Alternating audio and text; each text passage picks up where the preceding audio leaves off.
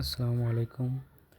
আজকে আপনাদের দেখাবো TP-Link RSRC6 কীভাবে কনফিগার করা যায়।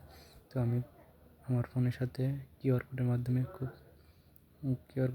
এই ফোনের সাথে কানেক্ট করে নিচ্ছি। ফোনের সাথে কানেক্ট করার পর আমার ফোনের যে সেটিং অপশানে ক্লিক করে ম্যানেজ রাউটারে ক্লিক করলে অটোমেটিকলি আপনার যে TP-Link-এর যে লগ ইন আইপি আছে অটোমেটিকলি লগ ইন আইপিতে চলে যাবে। তো ম্যানেজ রাউটারে আবার ক্লিক করার পর TP-Link-এর যে আইপি অ্যাড্রেস আছে 192.168.0.1, তো এখানে চলে আসবে। তো এখানে আপনাকে অ্যাডমিন পাসওয়ার্ড দিতে হবে। তো আমি নতুন করে অ্যাডমিন পাসওয়ার্ড দিলাম। Admin password confirm admin password let's great start click করবেন। এখানে ক্লিক করার পর আপনি রাউটারের যে হোম পেজ রাউটারের হোম পেজে চলে আসবেন। রাউটারের হোম পেজে আসার পরে কুইক সেটআপে চাপ দিয়ে থ্রি ডটে ক্লিক করে ইন্টারনেট অপশনে চাপ দিয়ে আপনার ইন্টারনেট অপশনে চাপ দিয়ে যে আইএসপির আন্ডারে আছেন ওই আইএসপি থেকে একটা আপনাকে সার্ভার কোন সার্ভারে আপনি কানেক্ট করবেন। তো আমি পিপিও আইপি সিলেক্ট করার পরে পিপিও আইপির যে ইউজার নেম এবং পাসওয়ার্ড, তো ইউজার নেম পাসওয়ার্ড আমি এখন বসিয়ে দিচ্ছি। তো ইউজার নেম পাসওয়ার্ড বসিয়ে আপনার ইউজার নেম বসানো শেষ। তাই আমি এখন ইউজার পাসওয়ার্ডটা বসাবো। তো ইউজার পাসওয়ার্ডটা বসানোর জন্য তো আমি এখানে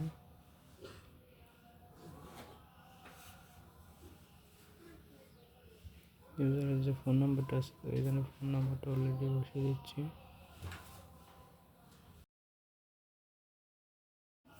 তো ইউজার পাসওয়ার্ডটি বসানোর পর আপনি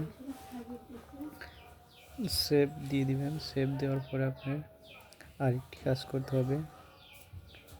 থ্রিডটে ক্লিক করার পরে আপনার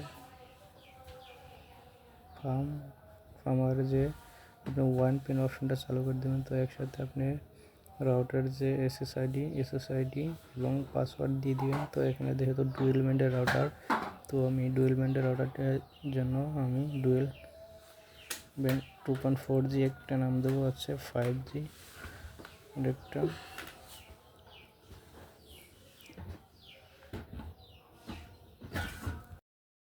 তো এখন ইউজার নেম বসানো শেষ। তো ইউজার পাসওয়ার্ডটি বসিয়ে দেবো। তো যেহেতু আমি একই রাউটার দুইটা নাম দেবো, সেক্ষেত্রে আমি পাসওয়ার্ডটা সেম দেওয়ার চেষ্টা করব। পাসওয়ার্ডটা সেম দিলে আপনার পাসওয়ার্ড ভুল হওয়ার সম্ভাবনা কম থাকে। তো আমি সেটা এবার পাসওয়ার্ডটি বসিয়ে দিচ্ছি 2.4Gতে। 2.4G বসানো শেষ। তো আমি সেম নামটা কপি করে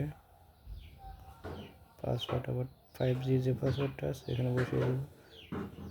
তো এখন নামটা উপরের দিকে যে নামটা কপি করে আবার 5Gর যে ইউজার নেম পাসওয়ার্ডটা আছে এখানে বসিয়ে দিয়ে তো এখান থেকে ইউজার নেমটা বসিয়ে দেবেন। ইউজার নেমটা বসানোর পরে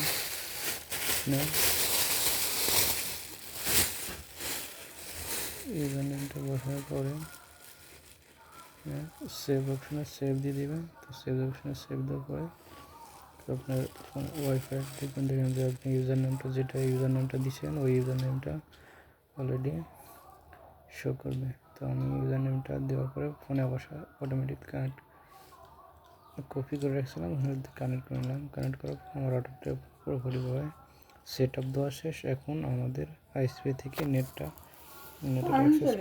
দিয়ে দিলে অটোমেটিকলি নেট চলে আসবে। ধন্যবাদ সবাইকে।